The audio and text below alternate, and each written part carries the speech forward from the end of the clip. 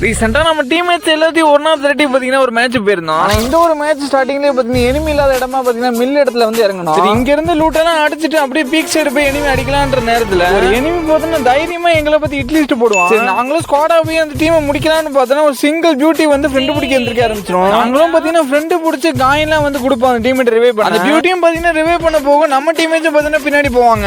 இந்த ஒரு இடத்துல இருந்து பாத்தீங்கன்னா நம்ம எச்ஏ ப்ரோ மட்டும் இல்லாம நம்ம டீமேட்ஸ் ஒரு மாதிரி பண்ண ஆரம்பிச்சிருவாங்க. ஏன்னா பாத்தீங்கன்னா 3 பேரும் பாத்தீங்கன்னா அந்த பியூட்டியை சுத்தி க்ளோவல் போட்டுருவாங்க. இந்த ஒரு இடத்துல நான் எப்படியாச்சும் காப்பாத்திடலாம்னு பார்த்தா அந்த பியூட்டியை பார்த்தா நேக்கா தப்பிச்சு போயிடும். இந்த ஒரு இடத்துல பாத்தீங்கன்னா அந்த பியூட்டியை பார்த்தீங்கன்னா நம்ம டீமேட்ஸ் ஒரு 2 பேர் பாத்தீங்கன்னா பாஞ்சு விரட்ட ஆரம்பிச்சிருவாங்க.